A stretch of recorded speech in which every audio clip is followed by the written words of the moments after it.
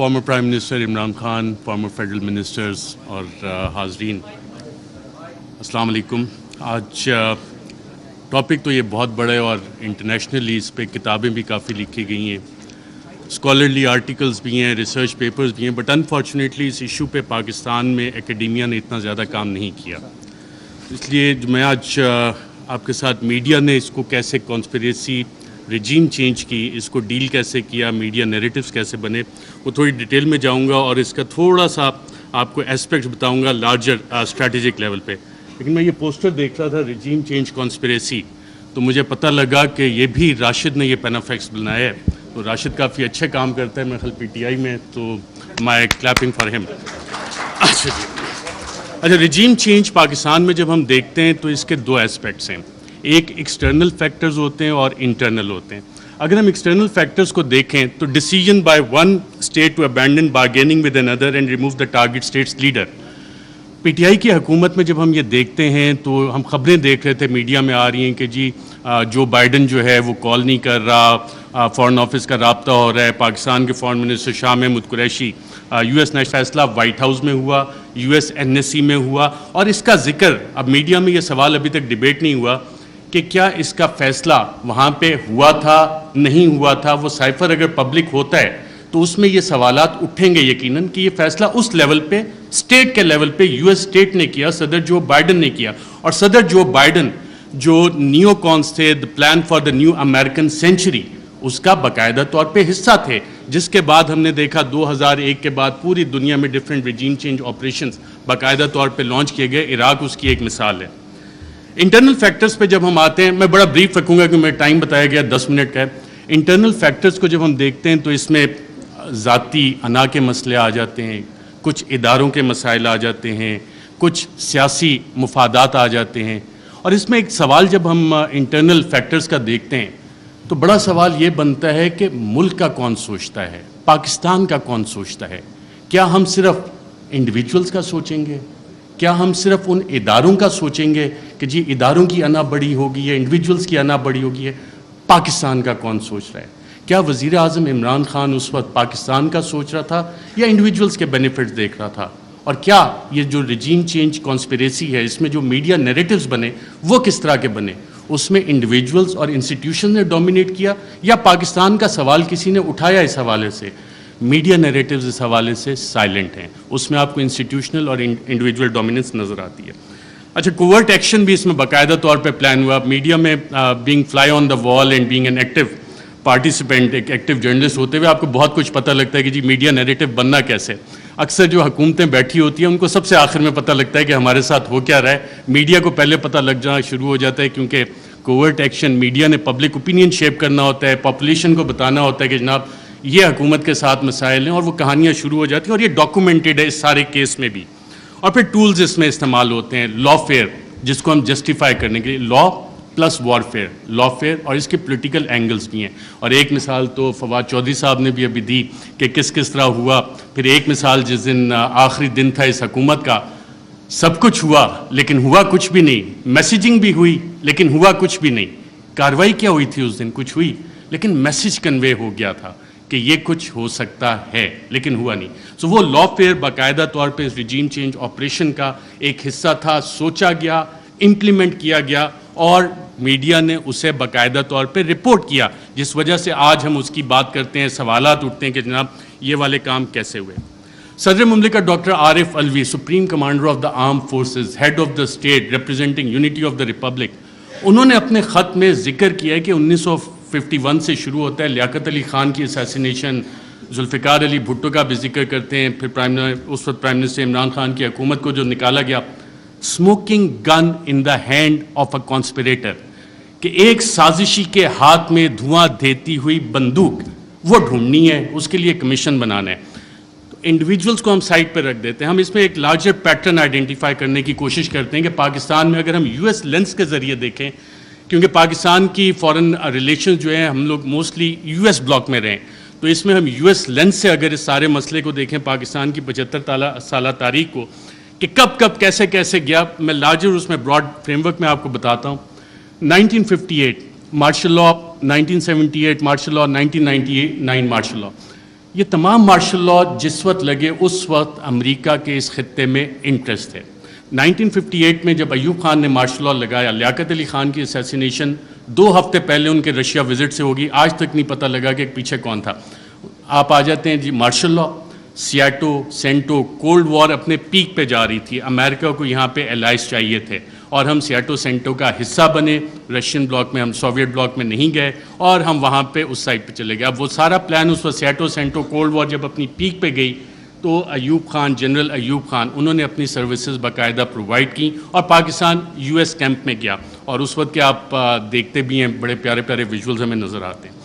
1977 جب ہم دوبارہ آتے ہیں تو اس وقت پھر امریکہ کے ریجنل انٹرسٹ یہاں پہ تھے اور ہم دیکھتے ہیں کہ کوورٹ وار باقاعدہ طور پہ شروع ہوئی, افغانستان کی جنگ لڑی گئی اور اس وقت پاکستان میں پھر مارشل لا آ جاتا ہے. ایک پاپولرلی الیکٹڈ ڈیموکریٹک لیڈر کو پھانسی دی جاتی ہے ایک ایسے کیس میں, غالباً سیکشن 109. فواد چودھری صاحب اگر بیٹھے ہوں تو بتائیں کہ اس میں پھانسی تو بنتی نہیں لیکن پھانسی دے دی گئی اور ضیاء الحق کا مارشل لا آ جاتا ہے.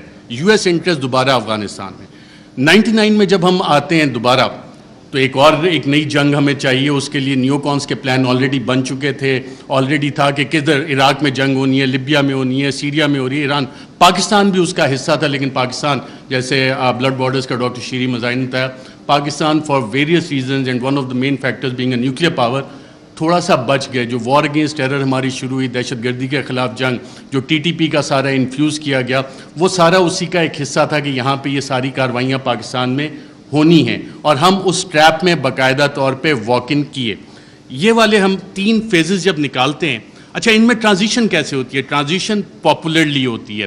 جتنے بھی یہ لوگ گئے, جب ہم دیکھتے ہیں کہ جناب ٹرانزیشن 1969-70 میں جو ٹرانزیشن آئی وہ پاپولر اپرائزنگ ہوئی, پاپولر لیڈرز آپ کے کھڑے ہوئے. پاکستان پیپلز پارٹی کا قیام آیا, انہوں نے کہا کہ جی ناؤ ڈیڈی از نو مور ایکسیپٹیبل, میں بڑا ہو گیا ہوں, میں اپنی الگ پارٹی بناؤں گا, پاکستان پیپلز پارٹی.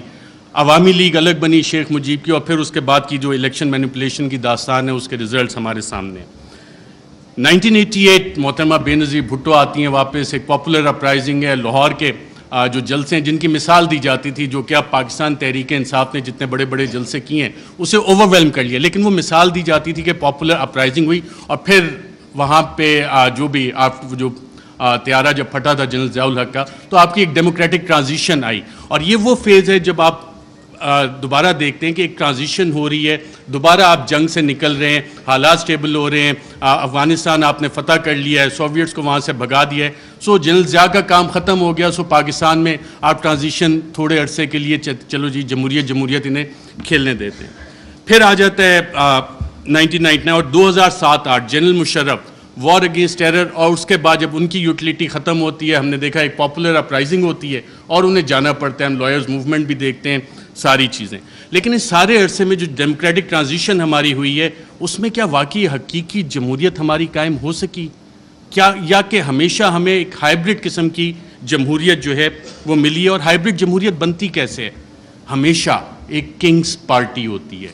جب آپ پاکستان کی تاریخ اٹھا کے دیکھتے ہیں تو جو مین آن ہارس بیک ہیں, گھوڑے جو لوگ رائڈ کرتے ہیں, ہارس رائڈنگ کرتے ہیں, وہ اچھے گھوڑے رکھنے کا شوق بھی رکھتے ہیں, تو وہ چیز ہوتی ہے. لیکن اس ساری چیز میں ایک ٹائم فریم بڑا ڈیفرنٹ آ رہا ہے پاکستان کی تاریخ میں, وہ آ رہا ہے 2018 سے 2022 کا.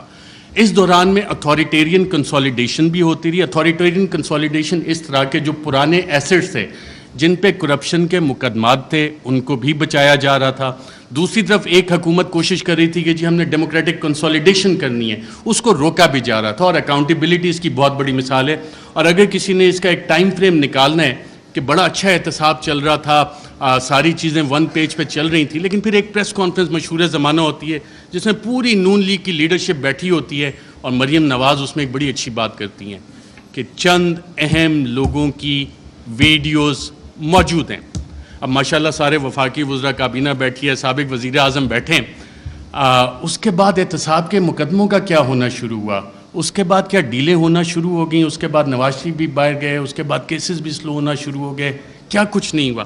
یہ والی ساری چیزیں تھیں. میں میسیج آ گیا کہ جی تھوڑا کم کریں. ریجیم چینج جب ہوئی تو میڈیا کی اسٹریٹجی اس میں کیا تھی؟ میڈیا کے 3 ڈیز اس میں باقاعدہ طور پہ استعمال کیے گئے تحریک انصاف کے خلاف.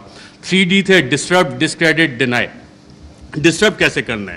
جتنے بھی پاکستان تحریک انصاف کے پلانز بنے تھے اسے لا فیئر کے ذریعے ایڈمنسٹریٹولی اور انفارمیشن آپریشنز کے ذریعے سیبوٹاج کرنے کا باقاعدہ طور پہ پلان بنا اور اس کی ہم نے مختلف قسم کی امپلیمنٹیشنز دیکھیں.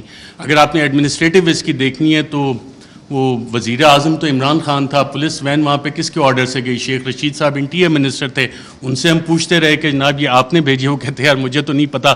وزیر اعظم عمران خان کال دے رہا ہے, پورا ریڈ زون جو ہے بیریکیڈ ہو جاتا ہے, کون حکومت چلا رہا تھا کیسے؟ تو یہ وہ ایڈمنسٹریٹو سٹیپس ہیں, ہر ایک کی ڈیٹیل میں جائیں گے تو کافی لمبا ہو جائے گا. پھر ایک پلان بنا کہ جی 3 ڈیز کا ایک حصہ تھا ڈسکریڈٹ کرنا ہے, عمران خان کو ڈسکریڈٹ کرنا ہے, پاکستان تحریک انصاف کو ڈسکریڈٹ کرنا ہے. اور فریم ورک فار اس میں جو نیوز میکنگ تھی, اگر آپ ریڈ زون فائلز اٹھا کے دیکھیں تو اس میں باقاعدہ طور پہ میڈیا والوں کو یہ بتایا جا رہا تھا, یہ چیزیں میڈیا میں آ رہی تھیں کہ جناب دیکھیں یہ اکتوبر میں ایک جو سلسلہ شروع ہوا ہے نا, یہ بڑی زیادتی کی بات ہے. اس میں چند انڈیویجولز جو ہیں ان کو تو یہ حق نہیں دیا جاتا کہ جی پنجاب پولیس کے پیٹرن پہ چیزوں کو لے کے چلیں, ایسے تو نہیں اجازت دی جا سکتی.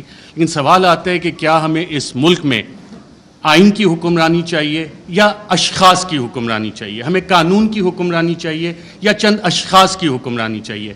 میڈیا فریم ورک جب آپ اس میں سارا اینالائز کرتے ہیں, جتنے آپ کرنٹ افیئرس کے پروگرامز اٹھا لیں, نیوز آرٹیکلز اٹھا لیں, کالمز, ایڈیٹوریلز, اس میں کانسٹیٹیوشنل فریم ورک وہاں پہ ڈیبیٹ فریم نہیں ہوئی, وہاں پہ رولز آف بزنس کی ڈیبیٹ فریم نہیں ہوئی, وہاں پہ ڈیبیٹ فریم ہوئی اداروں کے حساب سے, وہاں پہ ڈیبیٹ فریم ہوئی انڈیویجولز کے حساب سے.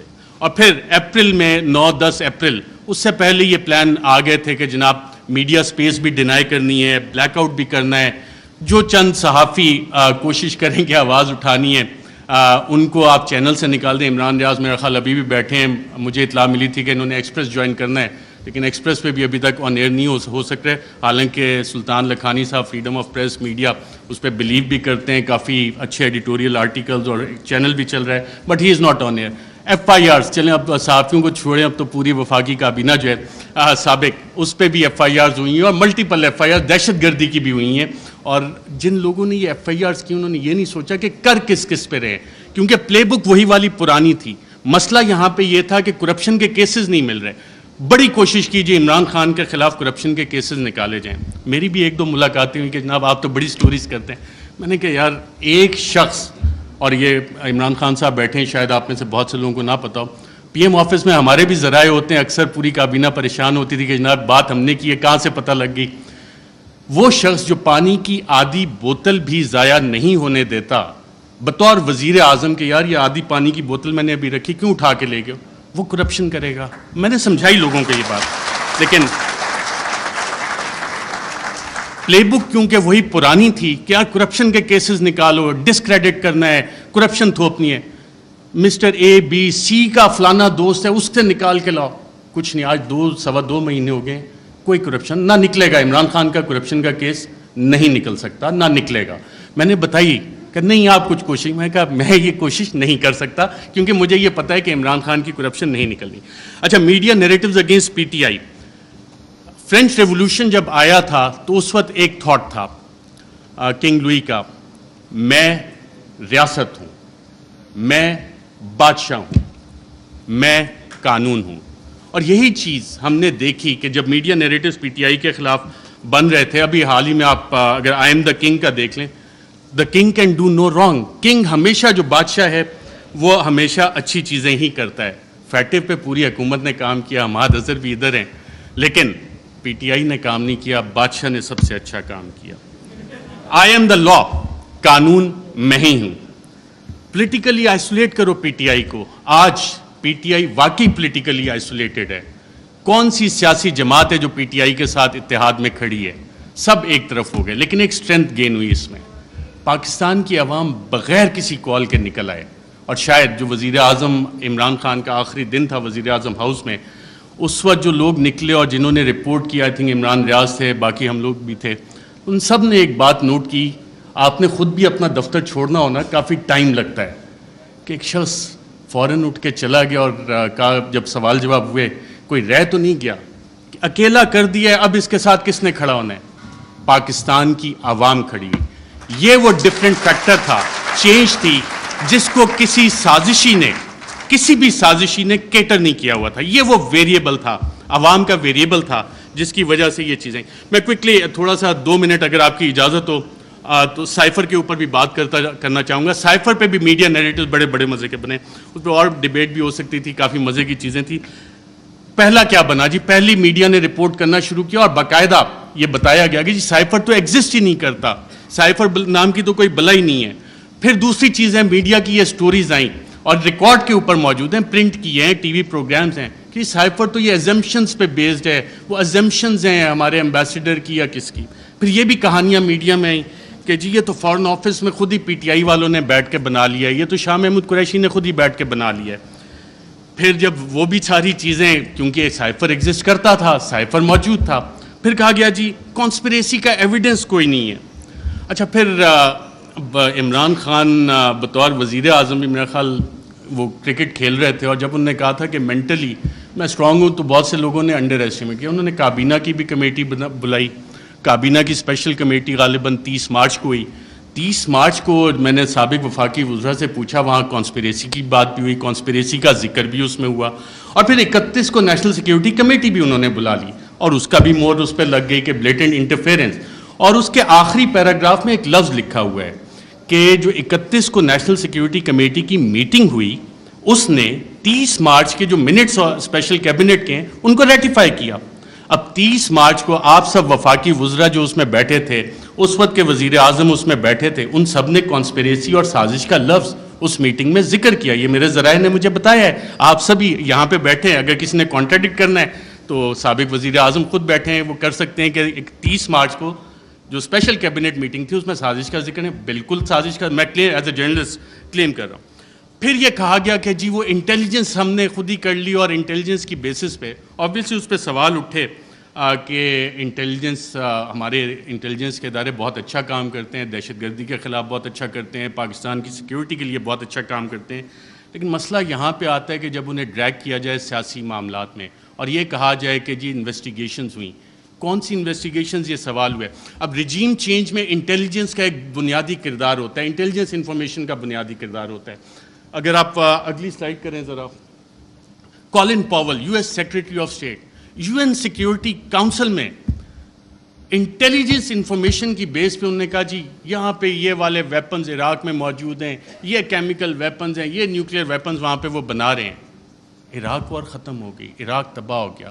یہ اس انٹیلیجنس انفارمیشن کی اوقات تھی, ویلیو تھی, جو آج تک نہیں ملی. میں ایک اور آپ کو افغانستان سے ریلیٹڈ انٹیلیجنس انفارمیشن دیتا ہوں, انٹیلیجنس ڈس انفارمیشن, کہ اسامہ بن لادن کے پاس نیوکلیئر ویپنز ہیں.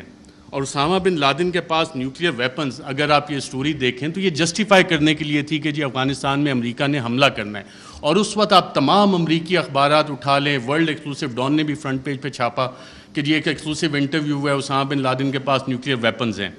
وہ نیوکلیئر ویپنز آج تک نہیں نکلے. تو یہ ہوتی ہے انٹیلیجنس انفارمیشن. جب تک آپ تحقیقات نہیں کرتے, اسے ویریفائی نہیں کرتے, بہت سی جے آئی ٹیز میں انٹیلیجنس انفارمیشن آتی ہے, بہت اچھا کام ہوتا ہے, لیکن اس کی ویریفیکیشن چاہیے ہوتی ہے.